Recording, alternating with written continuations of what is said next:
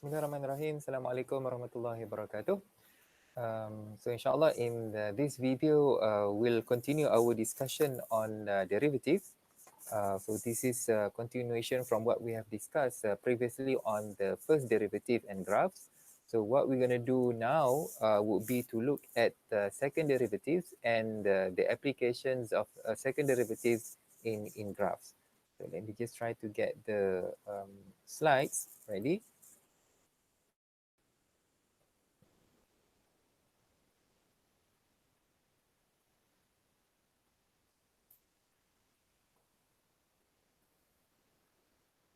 Okay. Second derivative and graph. So besides first derivative, we also have second derivative, and second derivative is also useful to assist us in understanding graph so that we would have more information. We could basically extract a lot more valuable information that would be able to assist us with regard to our decision making. Okay, so we're going to start with this concept of concavity. Concavity. Okay, so what is concavity? Concavity is the shape of the graph. Okay, the shape of the curvature of the graph. For instance, if you look at the example given on the slide, so we have two graphs. Okay, so on our left, we have this shape. Okay, it is so both of these graphs are increasing, right? I mean, so what is the first derivative then? The slope would be positive because they are both increasing. So we know that from the first derivative, okay, would be positive, isn't it? Okay, positive slope. However, the shape the shape of these two graphs, they are different, right? I mean, the first graph is kind of I don't know, it is curvy like this, while the other one is curvy like this. Okay, so this is what we term as concavity. Okay, so they differ with regard to the concavity. Okay, now this is what we term as concave upward. Okay, concave. So this is concave upward. So to make it okay, concave upward, while the graph on the right is what we term as concave downward. Okay, concave downward. Okay, up or down. Just to make it, I think easier. Now imagine this is this resemble a cup, isn't it? So when a cup, okay, is facing upward, so this is what we term as concave up. But when the cup is facing downward, so this is what we term as concave down. I mean, as you can see, this is kind of like if you were to continue further, I mean, it will look like a cup or a bowl. Okay, so that this is just a kind of a tips for you to make it easy for you to remember to distinguish between concave upward and concave downward. Okay, now for the this concave up, okay, concave up of the graph, okay, the slope. So how do we know it is concave up? Okay, of course, I mean, beside these tips, a more technical definition would be a concave up graph. Basically, we have a concave up graph when the slope of the tangent at point A is less than the slope of the tangent at B whenever A is smaller than B. Okay, for instance, so take a look at this graph. Okay, okay, here we have 2 points. Here A is here and B is here. So let me just you know so this is our A and this is our B. Okay, now focus at these 2 points. Now, how do you draw a tangent line? Okay, a tangent line at A. So a tangent line at A would be something like this. Okay, now what is, and when we have another tangent line at B, if you were to compare the slope of tangent line at A and B. Now, at A, the tangent line is, of course, both of them are positive, right? We know for sure that because the graph is increasing, so the slope is positive, positive slope, okay, positive slope. However, the slope of the tangent lines are not the same. At B, it is steeper, while at A, it is flatter. This is flatter, and this is steeper. So in other words, the f prime of x equals b would be greater than the slope when of x when x equals a. Okay, so I mean you can see clearly here. I mean this is from the slide itself. So the slope of the tangent line is increasing, so it becoming steeper and steeper. Okay, from A to B, and if we have another point here, C, I mean the slope going to be steeper and steeper, so the slope is increasing, and the graph, okay, take a note at the blue line here, the blue curve will always be above, right? The blue line will always be above the tangent line. Okay, the graph will always be above the tangent line. So this is the technical conceptual definition of concave arc. Okay, concave arc. So there are many ways. One, the slope is increasing, where it's becoming steeper and steeper. And secondly, you can also see that the graph itself is above the tangent line. This is for concave down, would be the other way around. The slope of the tangent line at A is greater than the slope of the tangent line at B. Okay, I mean, as you can see here, the slope is still positive. Okay, positive, positive slope. So if we were to have 2 points, so this is our A and this is B, right? So at A we have a tangent line and at B we have a tangent line. Take note that this line is steeper, steeper slope, and this is flatter. And because of that, we know that the slope at x equals A would be greater than the slope at x equals B. Okay, because this is steeper and this is flatter. Okay, flatter. Okay, and the slope of the tangent line is decreasing from steep, from very steep like this, it's becoming flatter and flatter. So the slope is decreasing and the graph itself, the blue line is below the tangent line. So this is for concave down. Okay, concave down where our cup is facing down. Okay, so this would be, so let's have a look at this definition, a more proper way of defining the concept of concavity. So we say the graph of a function f is concave upward on the interval AB if the slope or the derivative f prime of x is increasing on AB from a flat line becoming steeper and steeper. While the graph of a function f, okay, is concave downward on the interval AB if the derivative f prime of x is decreasing, okay, where the slope become flatter and flatter. Okay, means something like this and something like this. Okay. So geometrically, the graph, okay, is concave upward on AB if it lies above its tangent line. So like in the previous example, this curve would be all the way, it is above all the tangent line, while for concave downward, it lies below the tangent line. So this is just a repetition of what we have shown just now. The notation for concavity. So how do we basically write concavity? So we use the second derivative. Second derivative. Now, for a function y equals fx, the second derivative of the function f, provided that it exists, is written as f double prime.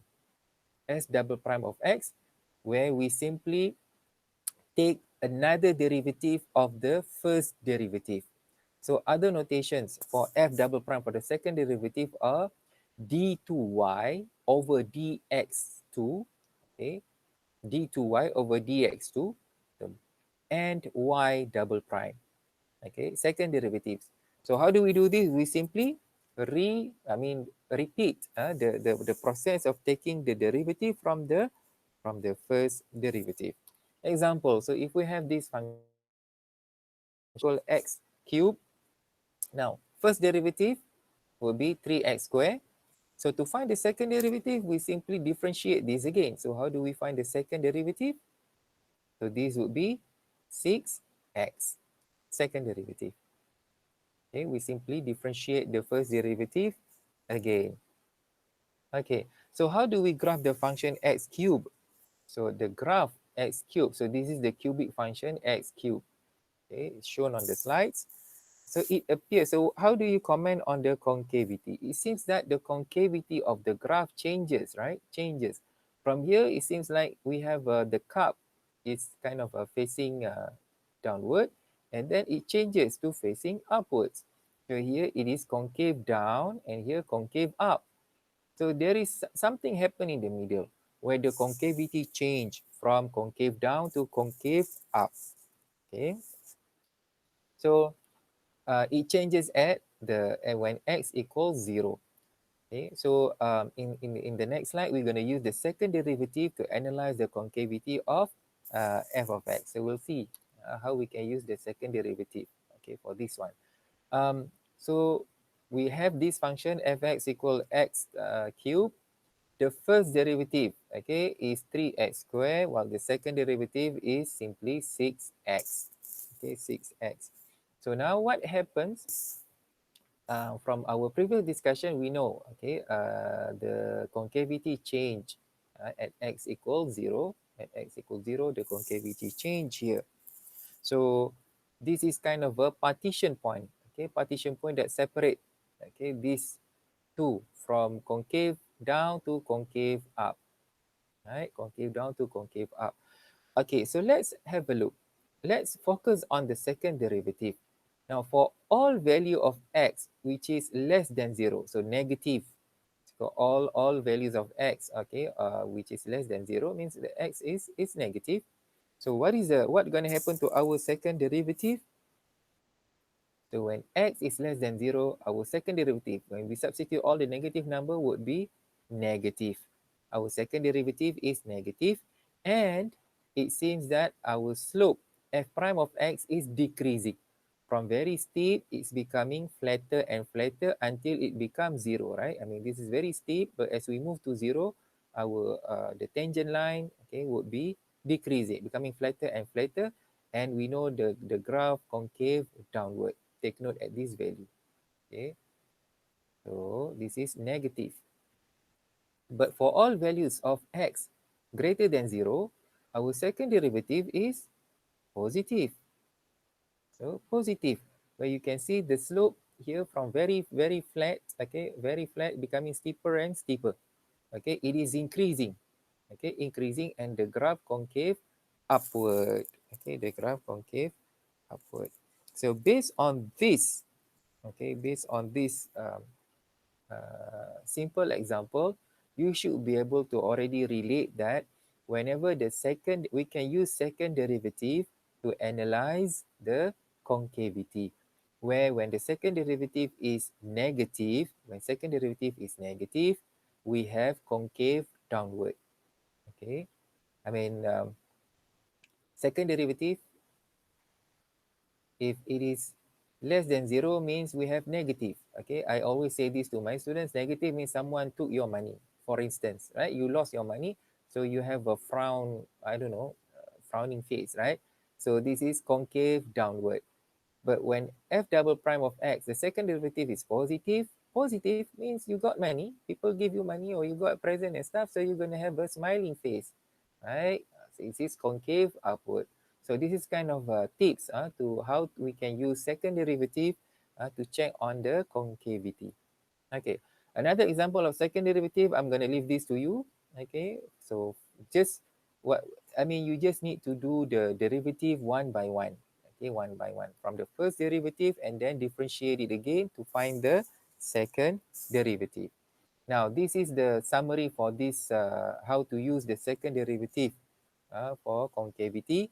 So if we have the interval AB, if the second derivative is positive, remember, positive, right? Smiling face, so F would concave upward. You're going to have your cup going to face upward.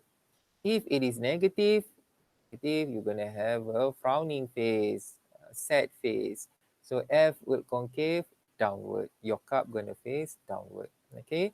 So these are the summary of how we can use the second derivative and its relationship with the first derivative, positive, where the slope is increasing, okay, along the interval AB, and then our graph would be concave upward. And these are the among the examples.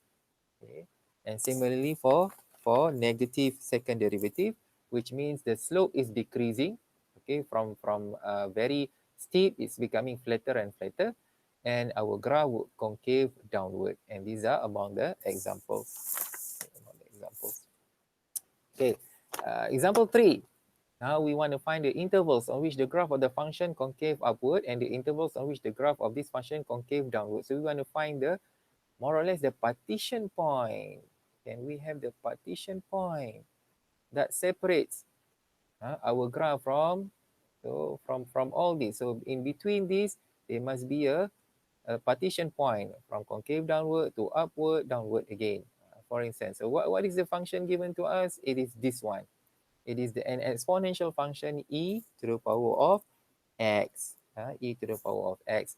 Now, first derivative would be e to the power of x. What about second derivative? Now, differentiate this again with respect to x. We're going to have e to the power of x again. Okay, e to the power of x again. So, since f double prime of x, okay, this value would be positive. Okay, I mean, whatever value that you put, okay, x can be any real number, right? So if you put in any values here, the value of the second derivative will always be positive. So positive. So what is the meaning of positive? You're going to have a smiling face all the way. So from negative infinity to infinity, our graph here would display concave upward. Okay. Is there anywhere that our graph here would be concave downward? Is there anywhere possible for the second derivative to be negative? No. Okay, no. Our graph will concave upward everywhere. Okay, from everywhere, from negative infinity to positive infinity. Okay, I mean this is the shape, okay, of the graph, concave upward all the way. Another example, if we have this, okay, a natural log function. So what is our first derivative? 1 over x. Second derivative would be negative 1 over x square, right? Negative 1 over x square. Now, this graph, the domain, okay, of hx equals natural log of x would be from 0 to positive infinity, because we cannot find the natural log of a negative number. Okay, now the second derivative that we have found earlier, this one, now regardless of whatever the value that x takes, either x negative or positive, what will be the value of the second derivative? It will always be negative, right? I mean, even if you put a positive number, you have a negative sign here. Even a negative number to the power of 2 would be positive, but then we have a negative sign. So the second derivative is always 0. The second derivative is always 0, okay, from 0 to infinity. So when we have second derivative, less, okay, it's negative. So what we're going to have? A frowning face. So this is concave downward. Concave downward. Okay. And that is how it looks like, right? I mean, the cup, okay, or the bowl or the cup is going to be, concave downward. Anywhere that the graph going to concave upward? No, it is impossible. Impossible for us to have second derivative for this function with a positive value. Okay. Okay, next is this concept of inflection points. Okay, inflection points. What is an inflection point? It is a point on the graph of a function where the function is continuous. The function is still continuous, but the concavity changes from upward to downward or downward to upward. Okay, so if you have your cups. So these are the potential, right? Potential inflection points, okay, where the cup changes, okay, from concave upward to concave downward. Okay, concave upward, concave downward. Okay, this is concave downward, concave upward. Okay, so changes in concavity at a point require that the second derivative change sign at the point. Okay, so what we know is that at the inflection point, our second derivative will have to change the sign from positive to negative or from negative to positive. From previous section, okay, from the first derivative, we know that partition numbers are used to identify the points where the function can change sign, right? Okay, so if we have this coordinate, okay, of any real number c, okay, c, and f of c, if this coordinate is an inflection point of the function f, then c itself is a partition number for f double prime. Okay, so you may need to take some time to digest this. If this is an inflection point, if this coordinate is an inflection point, then c itself, c is on x, right? So if this is x, so c here would be a partition number. The partition number where the second derivative changes, okay, from concave downward to concave upward. Okay, so how do we test for inflection points? So to test for inflection points, there are 3 steps. Step number 1, we need to find all partition numbers c of the second derivative such that the function is continuous at c. Okay, remember inflection point, okay, must be continuous. Step number 2, for each partition number c, we need to construct a sign chart for f double prime. So it's no longer f prime, but f double prime near x equals c. What is the meaning of this? Near x equals c. So if this is c, we're going to check. So, and this is x. So these are all the x to the right of c and to the left of c. X which are smaller than c but very near to c, and x that are larger than c but still near to c. And step number 3, we need to verify if the sign chart of f double prime changes sign at c, then this coordinate cfc is an inflection point for the function f. Okay. If, however, the sign chart does not change sign at c, then there is no inflection point at x equals c. Okay, so if the sign doesn't change, that means that our partition number is not an inflection point. Okay, so let's do this example. So we have this function, polynomial function, the degree 3, fx to the power of 3 plus 6x squared minus 72x minus 30. So first step, we need to find all the partition numbers. Okay, we need to find all the partition numbers. So to do that, first of all, we need to find the first derivative. Okay, I'm not going to do this because I assume it should be easy, right? 12x squared plus 12x minus 72. And then find the second derivative. So we have 24x plus 12, right? 12x plus 12. And now this, basically what we need to do is that the candidate for the partition, the partition number will be when f double prime of x equals 0, when we set this to equal to 0. So when we set this to equal to 0, so we have 24x plus 12 equals 0. Okay, we have set this to equal to 0. So this would give us 2x plus 1 equals 0. So x minus x equals to negative half. Right? X equals to negative half. So this would be a candidate for the partition. So this is our partition number. But we want to investigate, would this partition, so we have one partition number. Now, is this partition number an inflection point or not? Okay, so how do we then do this? So if we have the sign chart, the table here, so let's just, let me just put it here. So this is negative half. So this is my x. Now what is the value of my f double prime here? Now at this, when x equals negative half, I know my f double prime would be 0. Now take a number that is less than negative half. What is a number that is less than negative half? Maybe negative 1. So if I were to put negative 1 here, let me put negative 1 here. So negative 1 multiplied by 2 is negative 2. Negative 2 plus 1.